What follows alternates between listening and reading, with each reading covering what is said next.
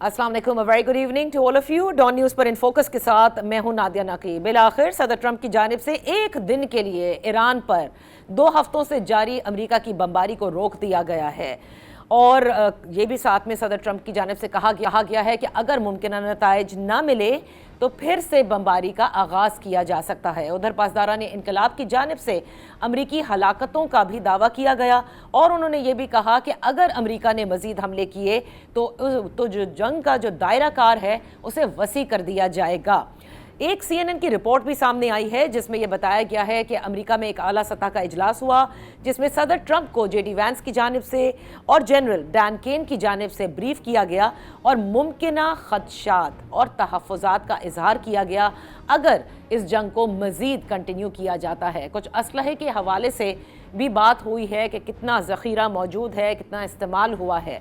अब ये जो एक रोज़ा पॉज दिया गया है ये क्या इस मीटिंग की वजह से हुआ है या फिर जो ओमान और ईरान के दरमियान इस वक्त सिफारतकारी हो रही है आबनाए हुर्मुज़ के कंट्रोल के हवाले से, उसकी वजह से सिफारतकारी को एक और चांस दिया जा रहा है। इस सब पर बात करने के लिए हमारे साथ हैं एम्बेसडर जौहर सलीम। बेहद शुक्रिया फॉर जॉइनिंग अस। एम्बेसडर साहब, क्या लगता है आपको एक दिन का जो ये पॉज है यकीनन खुशाइन है, बिकॉज इस जंगबंदी के लिए सभी कोशिश कर रहे थे कि आर्जी जंगबंदी, पहले पाकिस्तान ने 10 रोज़ा आर्जी जंगबंदी का भी जिक्र किया, बड़ी कोशिश की, अभी भी तमाम रीजनल प्लेयर्स इस पर सिफारतकारी कर रहे हैं, लेकिन एक रोज़ा जो पॉज है वो आबनाए हुर्मुज़ पर ओमान और ईरान के दरमियान एक कंट्रोल या कोई एक अग्रीमेंट रीच करने के लिए दिया गया है या फिर जो एक आला सतह का इजलास हुआ अमेरिका में उसके वजह से दिया जा रहा है? जी, आपने सही कहा। मैं समझता हूँ जी, there is a good news and a bad news. Good news ये है कि एक पॉज़ है और पॉज़ की 2-3 वजूहात हैं। एक वजह तो ये भी है कि ज़ाहिर है उनके म्यूनिशंस लो हो रहे हैं, उस पे जो मीटिंग हुई वो भी एक फैक्टर है। साथ ही साथ मुज़ाकरात जो हो रहे हैं, मुज़ाकरात एक ईरान और ओमान के बीच में टू डिफाइन मैकेनिज्म्स जो है इसकी मैरीटाइम ट्रैफिक के लिए, राइट। और साथ ही साथ फिर जो इनडायरेक्ट हो रहे हैं अमेरिकन और ईरानियंस के बीच में, जिसमें पाकिस्तान भी शामिल है, जिसमें ज़ाहिर है कतर, ओमान, बहुत से मुल्क और ये बाकी भी जो कंसल्टेशन ईरान की भी हुई हैं, अभी बहुत सारे वज़ीर ख़ारजा से SCO के साइडलाइंस पे भी मीटिंग्स हुई हैं जिसमें रशिया और चाइना भी शामिल थे। तो वो मैं समझता हूँ उन सबका क्यूमुलेटिव इफेक्ट है वो। ओके। लेकिन बैड न्यूज़ ये है कि आज ही आपको पता है एक टैंकर, ऑयल टैंकर हिट हुआ है वहाँ पे। वो ईरानियंस ये कह रहे हैं कि वो माइन ने तबाह किया है, उसको एक्सप्लोड किया है वहाँ पे अपने हुर्मुज़ में। और वो इसलिए हुआ है क्योंकि वो डेजिग्नेटेड राउट से हट गया था। अब उसकी डिटेल्स आनी है कि वो क्या ऐसे ही हुआ है या फिर उसको हिट किया गया है। तो अब क्योंकि देखिए ना, ये भी एक इंसिडेंट है जो जिससे कि चीज़ें फिर ट्रिगर हो सकती हैं। तो लेकिन ये एग्जैक्टली इस चीज़ की तरफ इशारा करता है कि चीज़ें कितनी डेलिकेट है इस वक्त, कितना क्रिटिकल जंक्चर है ये, क्योंकि एक इंसिडेंट जो है वो जो है ना बहुत सारी चीज़ें बदल सकता है। लेकिन उम्मीद ये है, क्योंकि ये काफ़ी दिनों से बातचीत हो रही है, कि इस बातचीत के बाद कोई एक किसी तरह से एक सीज फायर की तरफ जाएंगे। ओके। और अगर सीज फायर की तरफ जाते हैं तो फिर दोबारा से मुज़ाकरात, और देखें फेस टू फेस मुज़ाकरात ना भी हों, बेशक वो जो है ना बिलवास्ता ही हों, लेकिन ये ज़रूरी है कि कोई सीरियस जो एक नेगोशिएशन है या सीरियस जो बातचीत है वो चलती रहे। तो सर ये क्योंकि बताइएगा कि जो अगर ऐसा होता है कि एक मुज़ाकरात का दौर दोबारा शुरू होता है तो फिर उसके बाद इस्लामाबाद मेमोरेंडम ऑफ अंडरस्टैंडिंग वही जो है उसी के ऊपर किया जाएगा, या आप समझते हैं कि फिर कोई एक फ्रेमवर्क तरतीब देना पड़ेगा? जी, मैं नहीं समझता कि एक नया फ्रेमवर्क बनाना पड़ेगा, बिकॉज़ देखिए बड़ी मुश्किलों से बना था वो, उसमें पाकिस्तान की बहुत ही ज़्यादा जो है ना एक बहुत अहम किरदार पाकिस्तान का शामिल था, जिसको दुनिया ने क्लेम भी किया, उस वक़्त उसको रिकॉग्नाइज़ भी किया। लेकिन जो है अब दोबारा से अगर एक बनाना पड़े वो तो बहुत ही एक तवील ज़ाहिर है कि उस दौरानिया उसके लिए चाहिए, उसकी ज़रूरत भी नहीं है ना, क्योंकि वो एग्रीमेंट जो था वो एक फ्रेमवर्क एग्रीमेंट था, जिस आपने सही कहा, वो फ्रेमवर्क एक है और एक रोड मैप भी देता है, कुछ बुनियादी असूल वज़े करता है, उसके बाद बाकी तो ज़ाहिर है कि नेगोशिएशन सारी होनी है। तो जब भी ये मुज़ाकरात दोबारा से सीरियसली शुरू होते हैं, मेरा अंदाज़ा ये है कि बेसिस तो वही बनेगा। ओके। लेकिन मसला दूसरा है। मैं ये समझता हूँ कि अब ये जो है ना ज़्यादा इम्कानात अब इस चीज़ के होते जा रहे हैं कि मुज़ाकरात शुरू हों, चलें, बातें हम चीज़ें आगे बढ़ें, लेकिन फिर जो है कोई किसी नए नुक्ते पे फिर दोबारा से तातुल का शिकार हो जाएं। अभी तो असल जो मराहल आने हैं, सबसे ज़्यादा मुश्किल मामला जो तय होने हैं, वो तो न्यूक्लियर इशू है। نیوکلیر ایشو پہ تو ابھی بات ہی نہیں ہو رہی. تو جب اس پہ بات ہوگی ظاہر ہے اس کے بھی اس میں بھی بہت ساری جو ہے نا میں سمجھتا ہوں کہ ایسی سچویشنز ایمرج کر سکتی ہیں. تو یہ ایک اب مسئلہ ہے کہ یہ مذاکرات جب شروع ہوتے ہیں جس وقت بھی یہ ٹریک پہ آتے ہیں اس میں بھی پھر اس کے دوبارہ سے بار بار تعطل کے جو گنجائش ہے وہ موجود رہے گی. تو دیکھیں ایک طرف تو آپ نے بالکل صحیح کہا کہ جو نیوکلیئر فائلز پہ بات ہوگی وہ بہت ہی سیریس معاملہ ہے اور اس میں کیا ہوتا ہے یہ آگے وقت ہی بتائے گا. لیکن اس سے قبل جو منجمد اثاثجات ہیں ایران کے اس کے حوالے سے صدر ٹرمپ نے کہہ دیا کہ the more they are going to hit any of the vessels تو وہ اس کے بدلے وہ کہتے ہیں امریکہ کے پاس وہی سارے پیسے رکھیں تو نقصان اس سے پورا ہوگا, جس پر آپ نے ایران کا بھی پھر فوری بیان بھی دیکھا. تو دونوں کے درمیان اس وقت ہر معاملہ جو ہے وہ ڈیلیکٹ ہی ہے. جی آپ نے صحیح کہا. دیکھیں منجمد جو اثاثے ہیں جن کو انہوں نے انفریز کرنا ہے وہ ایران تو کہتا ہے کہ $200 بلین کے قریب ہیں, کچھ اطلاعات ہیں کہ $100 بلین سے اوپر ہیں. وہ خیر پریزیڈنٹ ٹرمپ نے یہ تھریٹ دیا لیکن میں سمجھتا ہوں کہ وہ کوئی اتنی بڑی چیز نہیں ہے. ظاہر ہے کہ امریکہ کے لیے وہ کوئی اتنی بڑی رقم بھی نہیں ہے. وہ جب بھی بات چیت ہوگی وہ تو اس مسئلے کا حل تو نکل آئے گا. وہ تو ظاہر ہے کہ اس کو ایز اے لیوریج امریکہ استعمال کر رہا ہے. لیکن جو اصل جو اہم ایشوز ہیں وہ یہ خیر نقطۂ آغاز میں تو یہ ظاہر ہے اپنے حرمز کا معاملہ تھا, لیکن جو اصل اہم ایشوز ہیں وہ ہیں بیسیکلی نیوکلیر ایشوز. اس میں 2-3 چیزیں ہیں.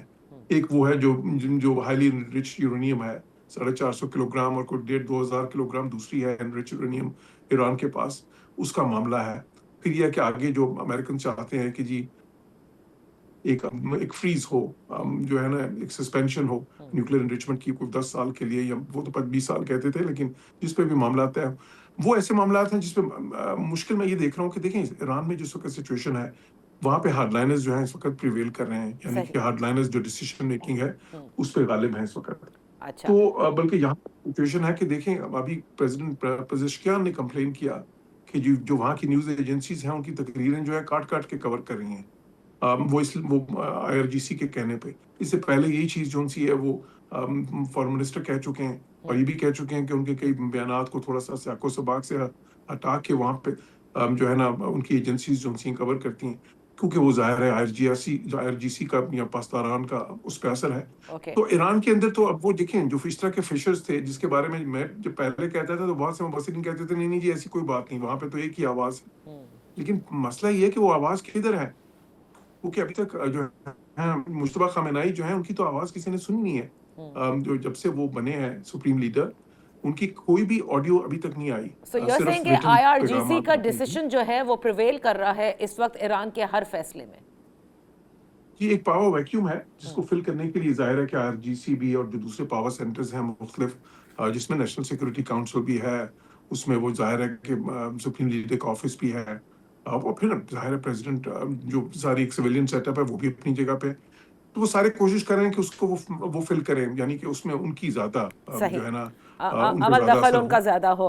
تو امریکہ کی جو ایران پر حملے ہیں جو تازہ ترین جو 2 ہفتوں سے جاری رہے, آپ کیا سمجھتے ہیں کہ اس نے ایران کو کمزور کیا ہے کسی صورت بھی؟ دیکھیں میں یہ نہیں سمجھتا. دیکھیں ان کی کیپیسٹی تو خیر ڈیگریڈ کوشش کرتے رہتے ہیں, لیکن ظاہر ہے کہ انہوں نے اس طرح کا اپنا زمین دوست کیونکہ بہت سارے جو بنائے ہوئے ہیں جس میں میزائل رکھے ہیں, ڈرونز رکھے ہیں, اور ساتھ ہی ساتھ وہ ڈرون اور میزائلز کی پروڈکشن بھی جاری ہے ایران میں. تو وہ اس لیے میں نہیں سمجھتا کہ وہ میجرلی جو ہے نا اس کو نقصان پہنچا ہے ایران کی کیپیسٹی کو. ٹھیک ہے کچھ حد تک ہوتا ہے, لیکن کوئی ایسا نہیں ہے کہ اس سے ایران کی کوئی ریٹیلیشن کیپیسٹی کو بہت زیادہ ویکن ہو گئی ہو. اسی لیے میں سمجھتا ہوں کہ دونوں سائڈ جو ہیں اس وقت, اور یہ میں کہتا رہا ہوں اسی لیے کہ دیکھیں یہ جب شروع ہوتی ہے آپس میں اس قسم کی جنگ, جو ان کی آپس میں جو جنگ ہاسٹیلٹی شروع ہو جاتی ہیں, اگر فل اسکیل جنگ نہیں بھی آئی ہے تو اس میں اس سے کوئی فائدہ نہیں ہو رہا ہے, اس لیے کہ ان کی جو بارگیننگ پوزیشن ہے وہ ری ڈیٹرمن نہیں ہو رہی. بارگیننگ پوزیشن ادھر ہی ہے جہاں پہ پہلے تھی, جہاں پہ 2 مہینے پہلے تھی یا 3 مہینے پہلے تھی. تو اسی لیے یہ ایک جو ہے نا یہ جو ٹیکٹیکل دونوں طرف سے ایک ہو رہی ہے چیز, خصوصاً ایران کے ہارڈ لائنرز کی طرف سے, وہ میں سمجھتا ہوں کہ اس کا فائدہ نہیں ہے اتنا زیادہ. They need a strategic approach اس وقت, کیونکہ یہ ان کی بارگیننگ پوزیشن ری ڈیٹرمن نہیں ہوگی. نہ امریکہ کی ہوگی اس بومبنگ سے, نہ ایران کی ہوگی. گیننگ پوزیشن تو وہی رہے گی. یہ جو بھی معاملات ہیں وہ حل تو ظاہر ہے کہ وہ مذاکرات کی میز پہ ہونے ہیں اور گیو اینڈ ٹیک سے ہونے ہیں. تو وہ ایک اسٹریٹجک اپروچ یہ ہوگی کہ دونوں سائڈ جو سی ہیں نا وہ کوئرسیو ڈپلومیسی سے ہٹ کے وہ جو ہے نا یہ کیا کہتے ہیں ملٹری کوئرشن سے ہٹ کے وائلنس سے ہٹ کے وہ بات چیت پہ آئیں, سیریس میننگ فل نیگوسیشنز کی طرف آئیں اور ایک فلیکسیبل ایٹیٹیوڈ کے ساتھ آگے بڑھیں. صحیح. تو امبیسڈر صاحب آج عباس عراقچی صاحب نے بھی یہ کہا ہے کہ جو خطے کے دیگر ممالک ہیں ان کی امریکی فضائی اڈے جو ہیں ان پر حملے ایران کر رہا ہے, اور جب ایک مرتبہ یہ معاملات ختم ہوں گے یعنی یہ جنگ رکتی بھی ہے تو بھی ہی از ویری کانفیڈنٹ, یعنی ایران از کانفیڈنٹ کہ وہ خطے کے ممالک کے ساتھ اپنے جو تعلقات ہیں وہ بالکل درست کر لے گی, اور ویسے بھی وہ کہتے ہیں کہ ہم ان کے خلاف تو ویسے بھی نہیں کر رہے. آپ سمجھتے ہیں کہ چیزیں اس ریجن میں اس طرح سے ہوں گی ایران کے ساتھ؟ جی اچھی بات ہے, انہوں نے یہ کہا ہے, اس میں میں سمجھتا ہوں ان کی نیتی بھی شامل ہوگی اور ان کی خواہش بھی ہوگی, لیکن دیکھیں ایسا ہونا کوئی اتنا آسان نہیں ہے, اس لیے کہ ایک تاریخ ہے پوری جس میں کہ گلف کنٹریز کے جو تعلقات ہیں ایران کے ساتھ اچھے نہیں رہے, بلکہ ان کی تو آپس میں پراکسی وارز چلتی رہی ہیں, ابھی بھی چل رہی ہیں, یمن میں ہے, اب تو خیر ایک جو ہے نا آمنے سامنے بھی ظاہر اٹیکس ہو رہے ہیں, اور پھر ایران نے جو اٹیکس کیے ہیں وہ صرف بیسس پہ تو نہیں کیے, ابھی پچھلے دنوں میں ہی انہوں نے کویت میں ایک پاور اسٹیشنز پہ اٹیک کیا, انہوں نے ایک ڈیسلینیشن پلانٹ پہ اٹیک کیا, اس سے پہلے بھی بہت ساری سویلین تنصیبات پہ بھی اٹیک کر چکے ہیں, وہ بحرین میں, باقی جگہ پہ, یو اے ای میں بھی, سعودی میں بھی. تو اس لیے یہ میں سمجھتا ہوں بہت وقت لگے گا جو ہے نا, اور ساتھ ہی کہ یہ آپس میں ان کا اعتماد اس حد تک پہنچے, لیکن اس کے لیے آپ کو کہیں سے شروع تو کرنا ہے نا, مطلب شروع تو کریں, سب سے اہم تو چیز یہ ہے. اور ساتھ ہی ساتھ میں سمجھتا ہوں کہ دیکھیں ایران کے لیے بھی لانگ ٹرم میں ایک ایسا ملک ہے جو بلیسڈ ہے, یعنی کہ اتنا تیل اور گیس اس ملک میں, سعودی میں تو صرف تیل ہے, ایران کے پاس تو جتنا تیل ہے اتنی ہی گیس بھی ہے, اتنا بلیسڈ کنٹری ہے. اگر ان کا جو فیوچر ہے اور ان کی جو ایک اسٹریٹجک ویلیو ہے نا, سب سے زیادہ اچھی تب بنے گی کہ اگر وہ دنیا کی اکانومی میں واپس انٹیگریٹ ہوں, سینکشنز لفٹ ہو, ان کے تعلقات دوبارہ سے اپنے ہمسایوں کے ساتھ اور باقی دنیا کے ساتھ اچھے ہوں. ایران کا مفاد اور ایران کی جو عوام ہے ان کا جو لانگ ٹرم مفاد ہے وہ اس میں ہوگا, نہ کہ اس میں کہ وہ ایک جنگ و جدل میں مصروف رہیں. بہت بہت شکریہ ambassador Jauhar Saleem for being with us on the show. اسی کے ساتھ ہوا ہے ایک بریک کا, بریک کے بعد جب واپس حاضر ہوں گے تو کل جو پولنگ کا آغاز ہونا ہے آزاد کشمیر کے 13 نشستوں پر, اس حوالے سے بات کریں گے. Welcome back. آزاد کشمیر میں کل 13 نشستوں پر مرحلہ وار انتخابات کا آغاز ہونے کو ہے, اسی حوالے سے ہم بات کریں گے. سابق وزیر اعظم آزاد کشمیر, پاکستان مسلم لیگ نون کے سینئر رہنما راجہ فاروق حیدر صاحب, بہت شکریہ فار جوائننگ اس.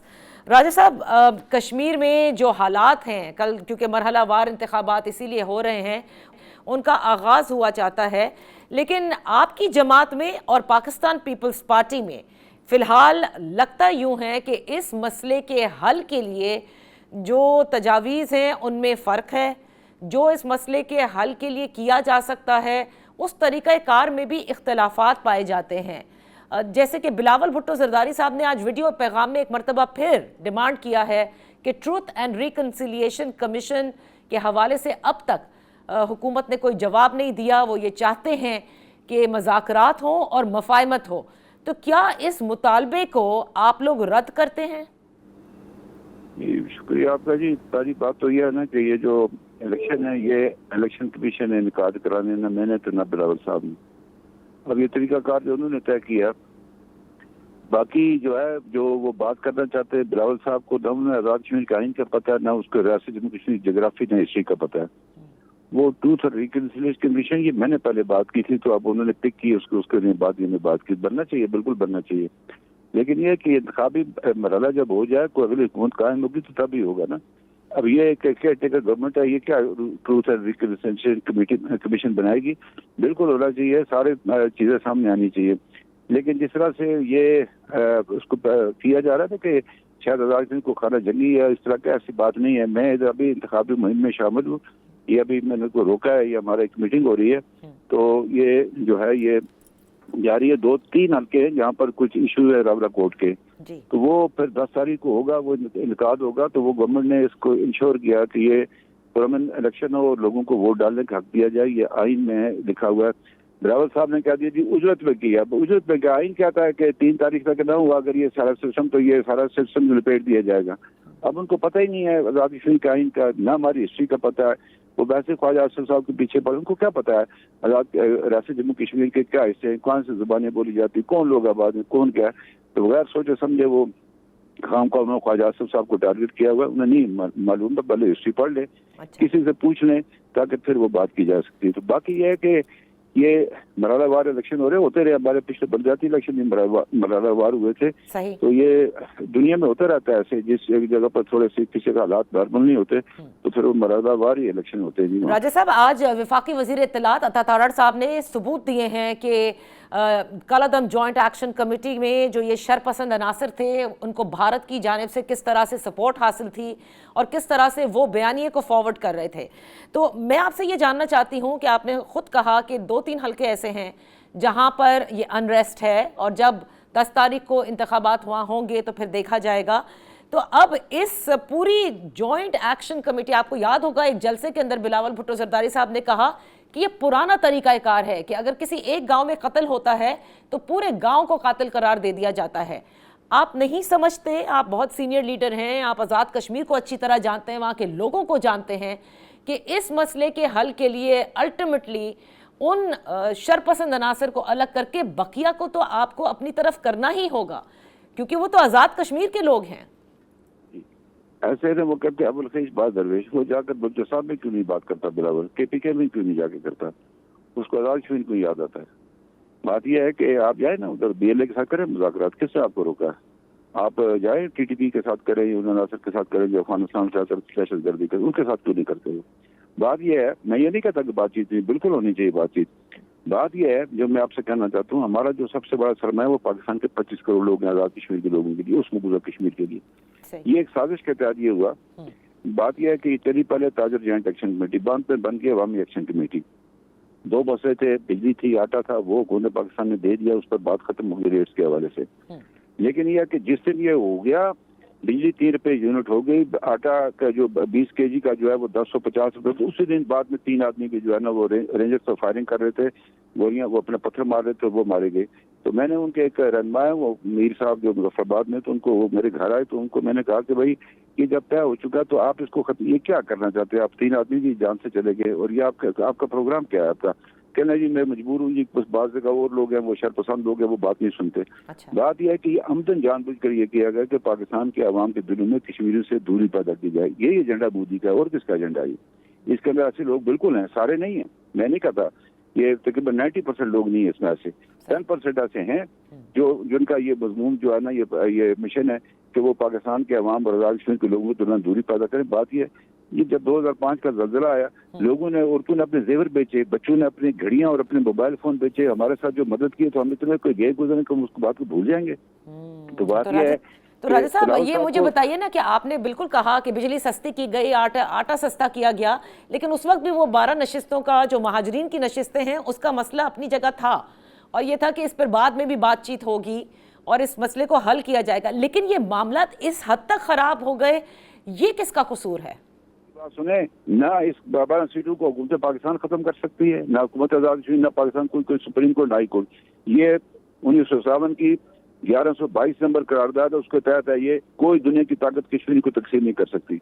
बात यह कि ये एक शरारत की गई है हिंदुस्तान में, उन्होंने वो 35A खत्म करके 40 लाख हिंदुओं को जो है वो कश्मीर के शहरी बना दिए। ये जो 25 लाख महाजर, इनको हम खत्म कर दें और हम जो है वो जो इंडिया उसकी करना चाहता है, जो उसकी डेमोग्राफी चेंज करना है, उसकी हिमायत करें हम। ये देखने की बात है ना कि कौन लोग हैं जो कश्मीर की डेमोग्राफी चेंज करना चाहते हैं, क्या मुतालबा कर रहे हैं, ये कौन है ये मुतालबा करने वाले, इनको हक किसने दिया है ये? न पाकिस्तान की, हाँ आप ले लें उधर से वापस UN से सारा कश्मीर का केस, तो आप बेशक करते, फिर वो एक अलग बात है, वो ले सकते हैं या नहीं ले सकते। तो बात इशू ऐसे, वो जो आदमी है जिसने ये मुतालबा किया था, रावलकोट बेकरी की दुकान करता है, उसको पता है कुछ नहीं आइन का। इसमें जो लोग हैं ना उनको आइन का पता है, ना कुछ पता है। एक जो था जो उससे ज्यादा सबसे शोर मचाया था, वो माफी मांग कर वो उसे अपना वो वीडियो बयान जारी किया, मेरे से गलती हो गई। तो ये इस तरह के लोग जो है इनके साथ क्या बात करें, मतलब है ये। तो राजा साहब जब इंतखाबात हो जाएंगे, अब किसी को भी मैंडेट मिलता है, तो आप क्या समझते हैं कि किस तरह से फिर वो जो 90% शामिल नहीं हैं इन शरपसंदों के साथ, उस भारत का यानी उनके अलायकार नहीं बन रहे, उनके साथ फिर क्या तरीका कार होना चाहिए? वही जो बिलावल भुट्टो कह रहे हैं कि रियासत और उनके दरमियान मुज़ाकरात करवाना चाहिए, मफाहमत करवानी चाहिए। बिलावल भुट्टो एलियन है इधर, उसका कोई काम नहीं, is not a state subject. उसका क्या काम है आज़ाद कश्मीर के मामले में टांगड़ा में? कौन है वो? मतलब एक पार्टी का है, बस ठीक है, काफी है, خام خواہ آ بات کرتے ہیں، ویسے خام خواہ فضول باتیں کرتے رہتے ہیں بلاول صاحب. خام خواہ وہ اس کا خیال ہے کہ ایکشن کمیٹی کے جو حامی مجھے ووٹ دیں گے. یہ کیا مذاق بنایا؟ وہ جا پھر جا کر اس کو BLA والوں کو دو، وہ پیپلز پارٹی کو اس کے ہاتھ مضبوط کرے. وہ جو چیف منسٹر بیٹھا ہوا ہے ڈمی ادھر بلوچستان میں، اس سے جا کر بات کرے نا. بات میری سنیں نا، بات یہ کہ جب الیکشن ہو جائیں گے، جب یہ ہو جائیں گے، پھر وہ جو نئی حکومت ہے وہ ریکنسیلیشن کا پروسیس شروع کرے. بالکل ہم اس کے ساتھ ہیں، میں بھی اس کا حمایت میں ہوں کہ یہ ہم نے اس کو ہیل کرنا ہے، ہیلنگ ٹچ دینا ہے، یہ لوگوں کو سمجھانا ہے کہ بھائی بات یہ نہیں ہے، یہ بات ایسے ہی ایسے. میں روز اول سے کہتا رہا ہوں، میں نے تو کبھی اس کے بارے میں کوئی دو باتیں نہیں کی ہے کہ یہ اس کو ایسا کریں، اس کو ویسا کریں. باقی جنہوں نے قانون کو توڑا ہے، جنہوں نے گولیاں چلائی ہیں لا انفورسنگ ایجنسیز پر، ان کا کیسز الگ ہے. باقی لوگ، یہ آپ کو پتا ہے ہمارے ملک میں یہ ہوتا ہے کہ یہ اصل خرابی جو تھی وہ جب یہ جو تھا نا، وہ جو حکومت تھی اس کی انوار الحق صاحب کی، اس زمانے میں ساری خرابی پہ تو یہ ساری جو ہے نا یہ افراتفری کو پھیلی، اس کو پولیٹیکل پارٹیز کو کنارے لگایا گیا، پولیٹیکل لیڈرشپ کو کنارے لگایا گیا. یہ جو وزیر اعظم آزاد کشمیر کے اس کمیٹی کے چیئرمین تھے، اس سے پوچھو تم نے کیا کیا، تم نے تمہارا کیا رزلٹ نکلا، تم نے کیا بات کی، کس مطالبے کو ختم کر کے تم نے یہ بات کی. وہ یہ کرتے تھے کہ 10 مطالبے ختم ہو گئے، اس کے بعد 10 مطالبے اور لے آتے، پھر ختم ہو گئے 10 مطالبے اور لے آتے. تو انہوں نے مذاق بنایا ہوا تھا آزاد کشمیر کے اندر. کوئی پولیٹیکل پارٹی نہ اس کے ساتھ تھی نہ اس کے پیچھے تھی. پولیٹیکل پارٹیز کو ریلیونٹ کیا گیا، جان بوجھ کر کیا گیا آزاد کشمیر کے اندر. اب وہ میں کہتا ہوں ریکنسیلیشن اور ٹروتھ کمیشن بنے، وہ کون لوگ ہیں جو سارے سلسلے میں شامل تھے؟ بالکل ان کو ننگا کیا جانا چاہیے، اشکارا کیا جانا. کون لوگ ہیں جنہوں نے ہمارا سارا یہ پولیٹیکل کلچر آزاد کشمیر کا تباہ کیا؟ جی راجہ صاحب، اب آتے ہیں استحکام پاکستان پارٹی بھی اب میدان میں کودی ہے ان انتخابات میں، اور وہ کہتے ہیں کہ 30 سال سے جو یہ جماعتیں ہیں، جس میں اشارہ آپ کی جماعت اور پیپلز پارٹی کی طرف ہے، وہ وعدے تو کرتے ہیں آزاد کشمیر کے عوام کے ساتھ، پورے نہیں کرتے. کیا لگتا ہے ان کے فیوچر کے حوالے سے؟ جی، استحکام میں پاکستان پارٹی بنی 10 دن پہلے. یہ کیا کرے گی؟ اس کے پاس نہ کوئی منشور ہے نہ کوئی طریقہ کار. یہ اس طرح ہوتا رہتا ہے الیکشن میں. آپ کو پتا ہے نا اس ملک میں کیا کچھ ہوتا رہتا ہے. تو یہ وہی لوگ ہیں. تو یہ باقی یہ بیچارے کچھ بھی نہیں ہے. ہم نے جو کیا 2016 سے لے کر 21 تک مسلم لیگ کی حکومت نے، وہ سب کے سامنے ہے. یہاں میں بیٹھا ہوں، یہ لوگ یہی کہہ رہے ہیں کہ جو تم نے ہمارے زمانے جو سڑک بنی ہے، 50 لاکھ روپے کی بچت کی، اس میں جو بار برداری میں خرچہ کم ہوا، لوگوں کو یہ ہوا، ہاسپٹل بنائے، اسکول کھولیں، کالج کھولیں، NTS کیا، پلس ایسوسیشن قائم کیا ہوا ہے، 13th امینڈمنٹ کی ہے، بہت سارے کام کیے. آزاد کشمیر کے اندر جو پہلے کبھی نہیں ہوتے، آزاد کشمیر حکومت کو بااختیار بنایا، اس کے مالی وسائل میں اضافہ کیا. اور کیا کرنے، منہ میں تو کوئی کسی کا نوالا نہیں ڈال سکتا. تو کیے ہم نے لوگوں کے کام کی. تو پھر باقی تو جو تاریخ میں ہوتا آیا ہے، جیسے آپ نے ابھی حوالہ دیا، کہیں مستقبل میں یہ نہ ہو کہ اگر نون لیگ جیتے تو اسے استحکام پاکستان پارٹی کے ساتھ مل کر ہی حکومت بنانی پڑے؟ کیوں بنائیں جی؟ ہم تو چاہتے ہیں کہ یہی خرابی ہوتی ہے کہ جب یہ دھوم چھلا لگتا ہے نا، تو کوئی پولیٹیکل پارٹی جیسے پاکستان میں بھی ایک پارٹی بلیک میل کر دیتی ہے سینٹر میں وہ کام کا خراب کرنے کے لیے. تو ان کی نیت وہ نہیں ہوتی ہے، وہ ویسے اس کو کرنے کے لیے کرتے ہیں. تو ہم یہ چاہتے ہیں کہ آزاد کشمیر میں نون لیگ کی سمپل میجورٹی سے گورنمنٹ آئے اور وہ اپنے طور پر اپنے منشور کا حکومت چلائے، اس کے ساتھ کوئی دھوم چھلا نہ ہو، تاکہ وہ آزادی کے ساتھ اپنا کام کر سکے. آخر میں ایک چیز میں آپ سے پوچھنا چاہوں گی راجہ صاحب، مرحلہ وار آپ نے درست فرمایا، بہت سی جگہوں پر ہوتے ہیں، لیکن الیکشن کمیشن فوراً ہی نتائج دے گا، یعنی کل جو پولنگ ہوگی اس کے بعد وہ نتائج اسی وقت دے گی. آپ سمجھتے ہیں اس سے بقیہ جو پولنگ ہوگی، جب اگلا مرحلہ آئے گا، وہ اثر انداز ہو سکتے ہیں نتائج؟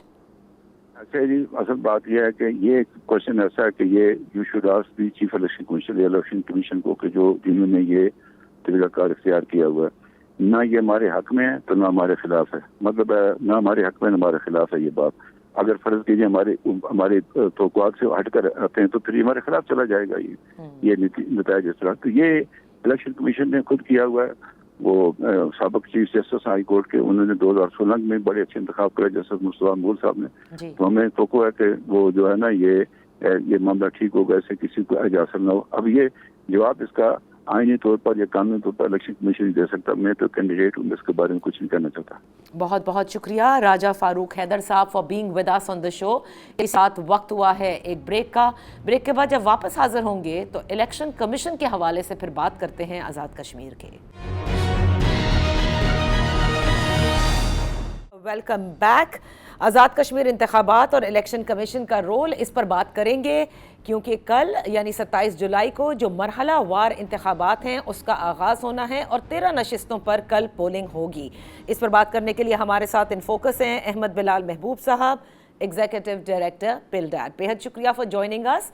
अहमद बिलाल महबूब साहब, पहले तो ये बताइए कि मरहला वार जो इंतखाबात आज़ाद कश्मीर में होने हैं और जिसका आगाज़ कल पोलिंग होगी 13 नशिस्तों पर, क्या इलेक्शन की शफाफियत पर मरहला वार जो तरीक़ाकार है वो असरअंदाज हो सकता है? बहुत शुक्रिया। देखिए, जो मरहला वाले इंतखाबात हैं उनका एक फ़ायदा तो ये होगा कि इनको पूरे तीनों डिविजन्स के अंदर इंतखाबात के लिए एक बड़ी सिक्योरिटी फोर्सेस की ज़रूरत नहीं पड़ेगी। वो एक डिवीज़न में सिक्योरिटी फोर्सेस चाहिए होंगी, वही इंतखाबात के बाद दूसरे डिवीज़न में चली जाएंगी, फिर तीसरे में चली जाएंगी, तो ऑब्वियस फ़ायदा तो ये है। लेकिन जो इसके अंदर सवाल पैदा होगा वो ये है कि ये जो पहले मरहले के इंतखाबात हैं उनके नताइज फ़ौरन जब जारी कर दिए जाएंगे तो उसके जो नताइज होंगे वो असरअंदाज होंगे बाकी मरहलों के अंदर लोगों के जो वोटिंग इंटेंशंस हैं उसके ऊपर। राइट, यानी आप ये कह रहे हैं कि 13 नशिस्तों पे जब पोलिंग ख़त्म होगी तो काउंटिंग भी हो जाएगी और फिर नताइज भी सामने आ जाएंगे और वो अफेक्ट कर सकते हैं अगले मरहले पर। जी, क्योंकि आज़ाद कश्मीर का कानून यही कहता है कि immediately after the polling count उसके नताइज का ऐलान कर दिया जाए। तो इलेक्शन कमीशन ने भी यही कहा है अब तक कि इलेक्शन के नताइज का ऐलान कर दिया जाएगा, और अगर नहीं किया जाएगा तो फिर एक बड़ा चैलेंज ये होगा कि बैलेट बॉक्सेस को संभाल के कहाँ रखा जाए, उसकी हिफाजत की जाए, और जब तक के तीनों मरहले मुकम्मल ना हो जाए फिर इकट्ठी काउंटिंग की जाए, वो और भी ज़्यादा मुश्किल काम मुझे नज़र आता है। अच्छा, तो मतलब ये है कि ये दो इम्परफेक्ट पॉसिबिलिटीज़ में से किसी एक का इंतखाब करना होगा। इंडिया में इलेक्शन होते हैं मरहला वार, तो वहाँ तो वो इंतज़ाम करते हैं कि तमाम इलेक्ट्रॉनिक वोटिंग मशीन्स को संभाल के रख लिया जाए, जब तमाम मरहले मुकम्मल हो जाएं तो फिर उनकी काउंटिंग की जाए। लेकिन हम उसके लिए तैयार नहीं हैं, इसलिए ये मरहला वार इंतखाबात हमारे लिए कोई ख़ास चैलेंज का बायस बनेंगे मुझे लगता है। और फिर अगर ये सही होते हैं और चैलेंज नहीं साबित होते, तो आप समझते हैं कि फ्यूचर में इसको भी, क्योंकि देखिए हमारे यहाँ इंतखाबात में इलेक्शन कमीशन को मज़ीद मजबूत करने के लिए ताकि साफ़ और शफाफ इंतखाबात कराए जा सकें, RTS आया, RMS आया, बहुत सारी और मुख्तलिफ चीज़ें आई। अगर ये मरहला वार भी अच्छा प्रूव हो जाता है तो इसको भी फ्यूचर में फिर इस्तेमाल किया जा सकता है। जी, किया जा सकता है, लेकिन मेरे ख्याल में उसके ऊपर शकूक व शुबहात बहुत बढ़ जाएंगे, क्योंकि जब ये लंबे अरसे के लिए कई हफ्तों के लिए स्टोर किया जाएगा बैलेट बॉक्सेस को, तो उसके अंदर बैलेट बॉक्स तब्दील हो गए हैं, बैलेट पेपर तब्दील हो गए हैं, इसके बारे में शकूक व शुबहात पैदा होंगे। हमारे यहाँ चूँकि एतमाद इतना ज़्यादा मजबूत नहीं है इलेक्शन के निज़ाम पे, तो मेरे ख्याल में यहाँ पे एक बहुत बड़ा ये सवाल पैदा होगा कि ये फिर इलेक्शन के जो नताइज हैं वो वही हैं जो वोट डालते वक्त थे या उनमें तब्दील हो गया है। तो इसलिए मुझे वो कोई ज़्यादा फिजिबल नहीं लगता ये। अच्छा, तो क्योंकि आपने कहा कि इलेक्शन कमीशन आज़ाद कश्मीर ने कहा है कि वो फ़ौरन ही पोलिंग के बाद ज़ाहिर काउंटिंग का अमल शुरू हो जाएगा और उसके बाद नताइज होंगे। ये सवाल मैंने आपसे गिलगित बल्तिस्तान में भी जब अभी इंतखाबात हुए थे अहमद बिलाल महबूब साहब तो किया था, और मैं फिर चाहूँगी कि इसको रिपीट करूँ यहाँ के लिए भी, क्योंकि इस वक्त इलेक्शन कमीशन ऑफ पाकिस्तान पर भी आपने देखा है कि पोलिंग के बाद का जो मरहला है उसको बड़ा क्लोजली वॉच भी किया जाता है और उसी पर तनकीद भी हमेशा हुई है। तो अगर आप हलकों की पूरी कॉम्पोजिशन देखें, उनका साइज़ देखें, तो ये जो 13 नशिस्तों पर कल पोलिंग होगी, इसके बाद इलेक्शन कमीशन की जितनी एबिलिटी है काउंटिंग में, कितना मैक्सिमम अगर आप टाइम लें तो कितना लग सकता है before you announce the result? देखिए, चूँकि पोलिंग स्टेशन वाइज काउंटिंग होती है ना, तो हमारे यहाँ उसके ऊपर ज़्यादा टाइम नहीं लगना चाहिए। मकसम ज़्यादा से ज़्यादा 2 घंटे लग जाएंगे पोलिंग क्लोज होने के बाद।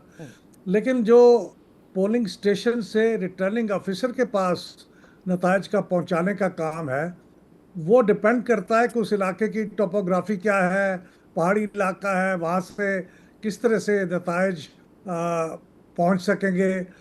उसमें देर लगती है बाज़ औक़ात, अगरचे लगनी नहीं चाहिए, लेकिन दूर दराज अगर पोलिंग स्टेशन है, पहाड़ी इलाका है, दुश्वार रास्ता है, सड़कें ठीक नहीं हैं, तो वहाँ से नताइज, वो जो पोलिंग का नताइज है ہر پولنگ اسٹیشن کے وہ ریٹرننگ آفیسر کے پاس پہنچتے پہنچتے، جو کہ غالباً میرپور کے اندر ہی موجود ہوگا، اس پہ ٹائم لگ سکتا ہے۔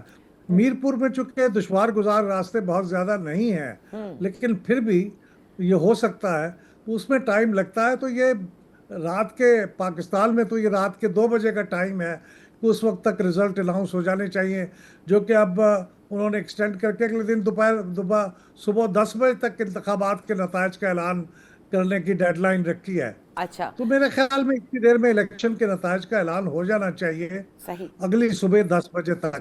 لیکن احمد بلال محبوب صاحب، ٹھیک ہے، دشوار راستے بھی ہیں، پہاڑی علاقہ بھی ہے، فی الحال میرپور ڈویژن میں اتنے نہیں آپ کہہ رہے ہیں، دیگر میں بھی ہوگا، لیکن اب تو موڈز آف کمیونیکیشن مختلف ہو گئے نا۔ آپ نے ہر پولنگ سٹیشن کا جو رزلٹ ہے وہ آپ نے ریٹرننگ آفیسر تک کیا پیدل ہی لے کر جانا ہے، گاڑی میں ہی لے کر جانا ہے؟ یہ تو پہلے ڈیسائیڈ تھا کہ واٹس ایپ کے ذریعے اور الیکٹرانکلی آپ کو اسے ٹرانسمٹ کر دینا ہوگا۔ دیکھیے، وہ تو تجربہ ابھی تک کامیاب نہیں ہوا۔ میرا خیال ہے یہاں پہ بھی شاید نہیں ہوگا، جہاں پہ انٹرنیٹ کی پرابلم بھی شاید پاکستان سے زیادہ ہے، کہ یہ جو آپ تصویر کھینچیں اسٹیٹمنٹ آف کاؤنٹی جی، اور اس کو بھیج دیں ریٹرننگ آفیسر کو، وہ پاکستان میں بھی یہ تجربہ کامیاب نہیں ہوا۔ تو فزیکلی ہی لے جانا پڑتا ہے اس اسٹیٹمنٹ کو۔ وہ ظاہر ہے گاڑی پہ ہی جائیں گے، تو گاڑی پہ جا کے پھر 2024 کے الیکشن میں تو یہ ہوا کہ ہر ریٹرننگ آفیسر کے باہر 300-400 پولنگ اسٹیشن کا عملہ وہ لے کے کھڑا ہو گیا اسٹیٹمنٹ آف کاؤنٹ، رائٹ۔ اور وہ لائنوں میں لگ گئے، اور ان سے وصول کرتے ہوئے اور ٹیبولیٹ کرتے ہوئے بھی کئی گھنٹے گزر گئے۔ تو بڑے مسائل ہیں اس کے اندر۔ اچھا، اس کو میرا خیال میں ابھی تک ایفیشینٹلی نہیں ہینڈل کر سکے، لیکن میرا اندازہ ہے کہ اگلے صبح 10 بجے تک یہ رزلٹ سارے کمپائل ہو جانے چاہیے اوکے۔ اور ڈکلیئر بھی ہو جانے چاہیے۔ احمد بلال محبوب صاحب، یہاں وقت ہوا ایک بریک کا، بریک کے بعد ہم اپنی گفتگو جاری رکھیں گے۔ Welcome back. ان فوکس ہے احمد بلال محبوب، ایگزیکٹو ڈائریکٹر ہیں پلڈیٹ کی، اور بات ہو رہی ہے آزاد کشمیر کے انتخابات کے حوالے سے۔ احمد بلال محبوب صاحب، ابھی آتے ہیں الیکشن کی جو یہ انتخابی مہم ہم نے دیکھی آزاد کشمیر میں، جس میں مریم نواز صاحبہ نے 72 گھنٹوں میں کیا گیا وعدہ آزاد کشمیر کے عوام کے ساتھ مریم اورنگزیب صاحبہ نے بھی کہا ہے کہ پورا کیا، جس میں انہوں نے الیکٹرو بسز جو ہے وہ وہاں پہنچا دیں، اس کے علاوہ موبائل ہاسپٹلز جو ہیں جس کا وعدہ کیا تھا وہ بھی کر دیا۔ تو کیا یہ کوڈ آف کنڈکٹ کی خلاف ورزی نہیں ہے؟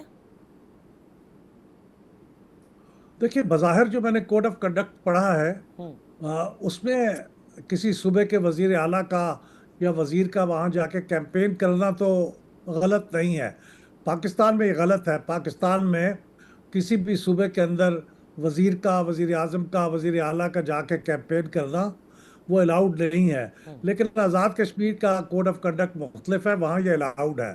لیکن وہاں ووٹروں کو کوئی گفٹ دینا یا ان کے لیے کوئی فوری طور پہ کسی چیز کو پہنچانے کا وعدہ کرنا، وہ بظاہر کوڈ آف کنڈکٹ کی خلاف ورزی ہے۔